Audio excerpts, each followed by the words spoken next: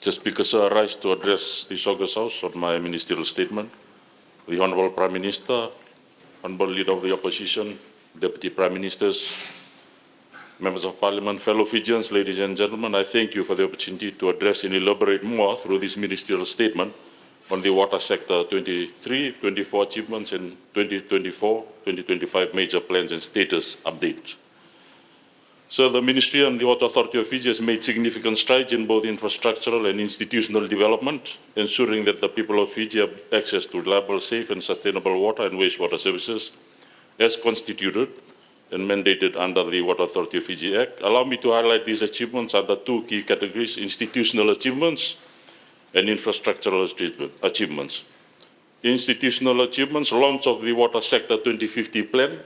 So this is a landmark achievement where the coalition government launched the Water Sector 2050 Plan in April 2024, a visionary roadmap that outlines Fiji's water sector and wastewater priorities for the next 3 decades. This comprehensive plan is designed to transform how water services are delivered across the nation. It addresses the challenges of climate vulnerability, renews aging infrastructure, and aligns with the principles of a circular economy. Furthermore, it is a crucial step and clear roadmap in our ongoing efforts for clean and accessible water. Introduction of WEF's e-service platform, Mr. Speaker, so in our commitment to improving customer service, WEF launched its e-service platform. This online service provides our customers with easy access to their accounts and allowing them to pay bills and report any queries with just a few clicks. This digital transformation is a significant step in making services more accessible and efficient, particularly for those in remote areas. Water production and non-revenue water reduction. So this is a key issue. From August 23 to July 24, we have produced a total of 130,771 megaliters of water, demonstrating our capacity to meet the growing demands in our population. A key focus has been on reducing non-revenue water. I'm pleased to announce that through diligent efforts, a reduction in non-revenue water from 47% in 23 to 45% in first half of 24 was achieved.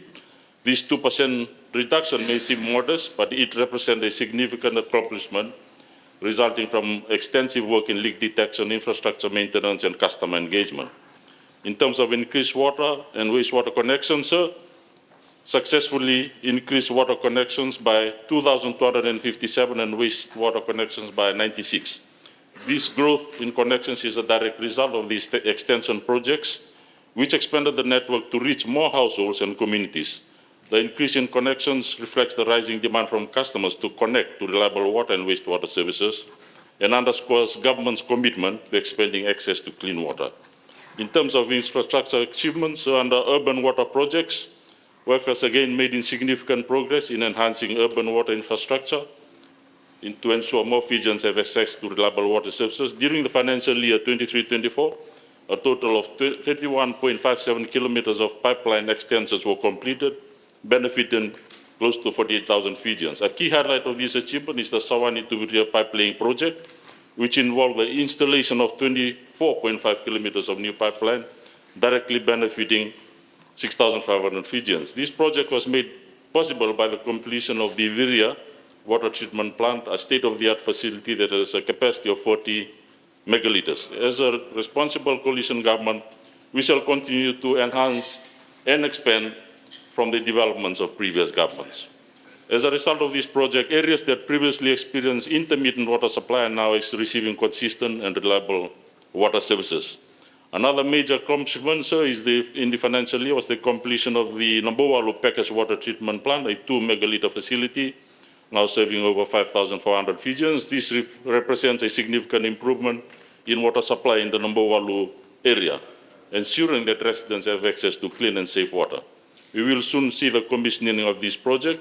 In addition, we have successfully installed backup generators at 14 major pump stations. This critical infrastructure upgrades ensures that power supply is available during outages. In terms of rural water schemes, sir, WEF has completed 10 rural water projects benefiting various communities who previously lacked access to proper water supply.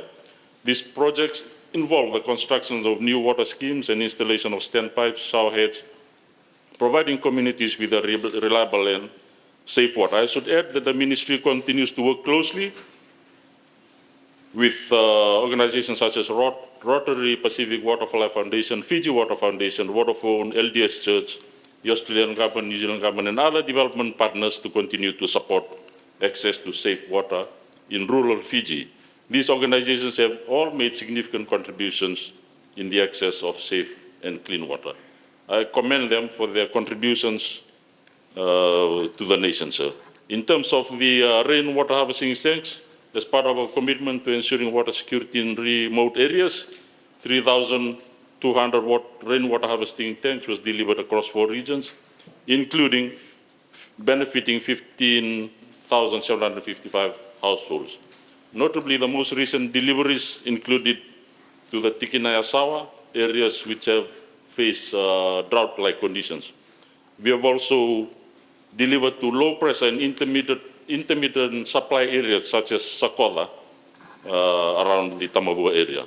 In addition to our infrastructure and institutional achievements, WEF has also strengthened its presence on regional and international platforms, in particular in regional forums, the 14th Pacific Water and Wastewater Association and Water Ministers Forum. I'm pleased to advise that WEF recently represented Fiji at the International Water Association, World Water Congress and Exhibition in Canada.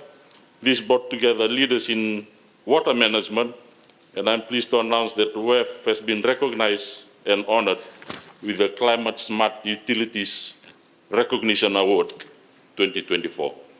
Achieving this award on the international level recognizes the hard work of our staff in the Water Authority of Fiji and also stakeholders who support our organization.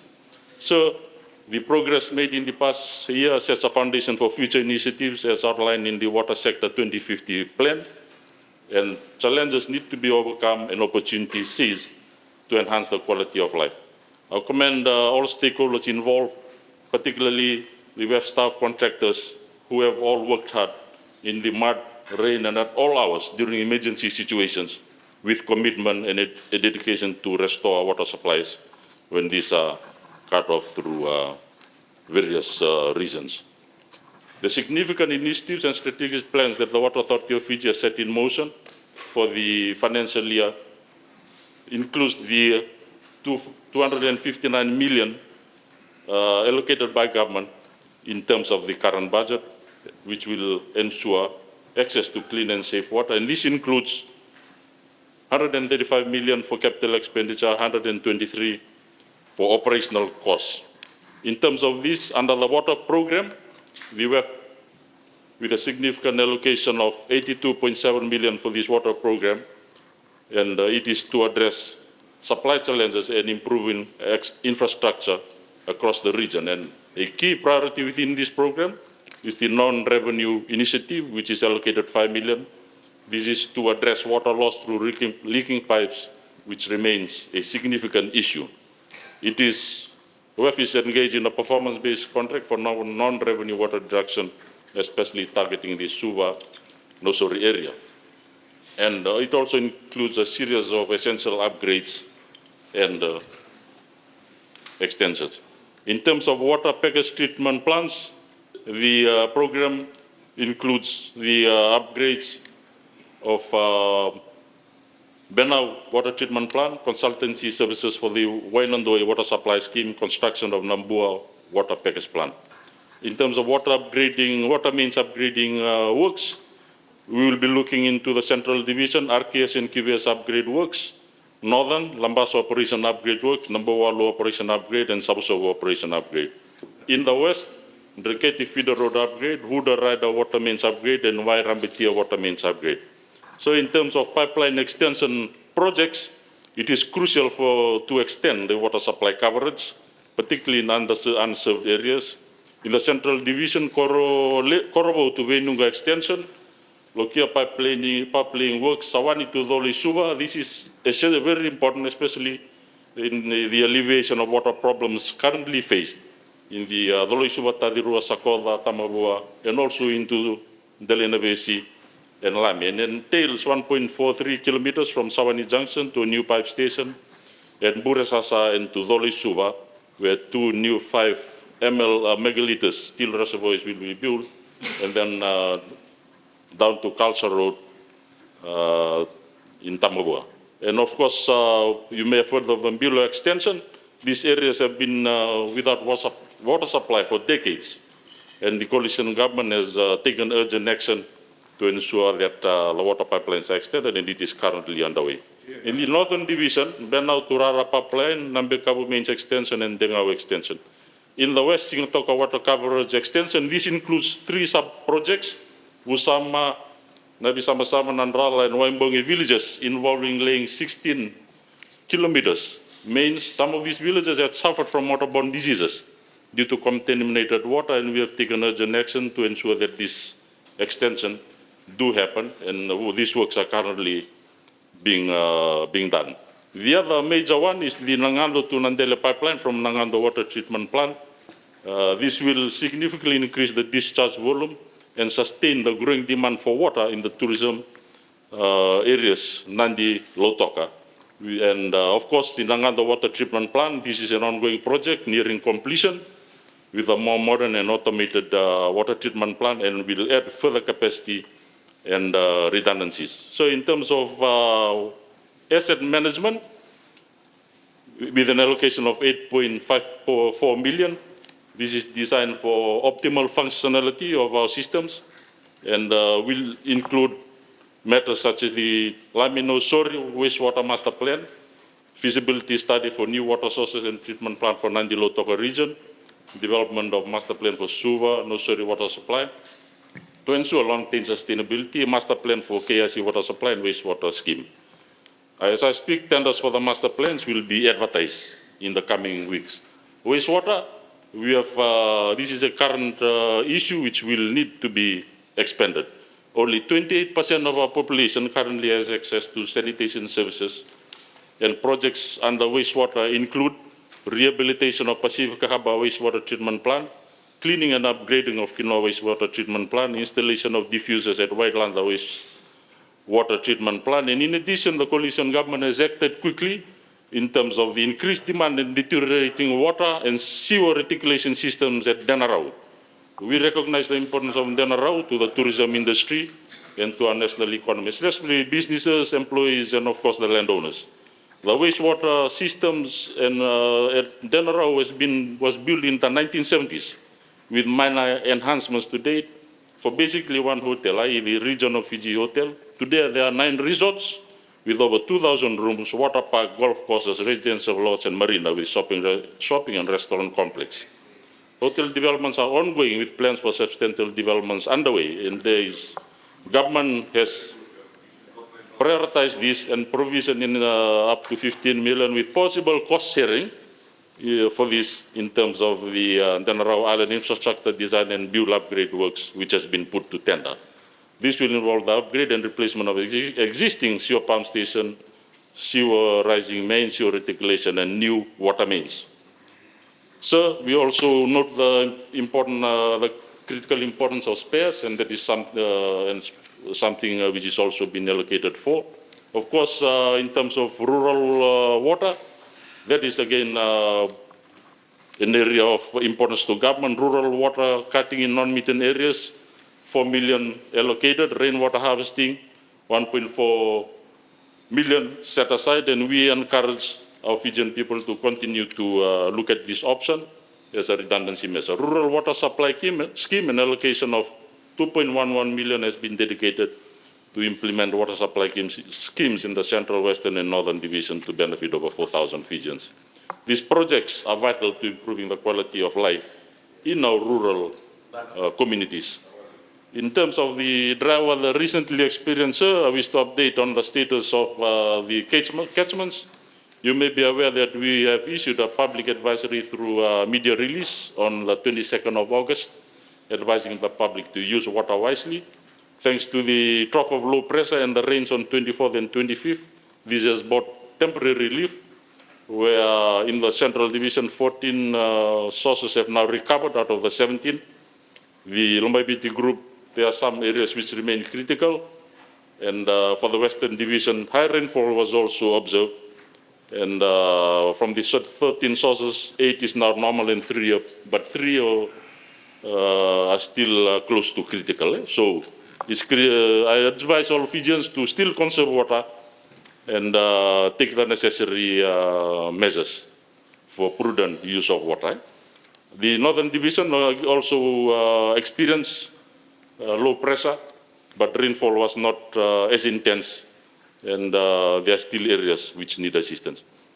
So with the unpredictable weather we may face in the next months, we are working closely with the various relevant authorities such as tourism, health and education in monitoring the situation, and of course with the divisional commissioners, we are working closely with them in alleviating water shortages and providing relief, and also through the government shipping services for maritime areas. The coalition government is expanding its reach for better water services internationally, and we need to do that given the limitations of our national coffers. Water cannot be delivered without energy. So when we talk about climate financing, the water-energy nexus is crucial, and in this regard, opportunities must be efficiently utilized. We must continue to be reminded that for small island states, such as Fiji, availability and accessibility of basic utilities such as energy and water are of paramount importance in terms of daily survival, especially for our grassroots. Not only that, but of course, water, energy, and roads. So there is a great community grassroots need to champion this water-energy nexus to alleviate poverty, and it is a catalyst for transformational impact on daily lives. So we need to target that nexus in terms of climate financing in the scope of assessing natural spring or groundwater resources using the latest solar voltaic technology, whether solar-powered borehole pumps or even desalination, solar-powered desalination plants. This energy water nexus, if programmed innovatively using smart national level frameworks, can truly provide transformational catalyst for our, especially maritime communities. So in this regard, we will continue to work towards this particular area. We are now intensifying climate financing concept papers and proposals with the Ministry of Climate Change accordingly around the water and energy, with great initial support from our development partners to date. To conclude, as already alluded to yesterday by the Honourable Minister of Lands, the coalition government has taken a significant step in its relationship with the catchment landowners, with the cabinet approval for the development of a framework and policy for compensation of standing trees in catchment areas. We as a government will continue to listen to all stakeholders, especially, and to address landowner issues as appropriate within our current legal frameworks. Thank you, Speaker. Honourable Speaker, sir. Naka.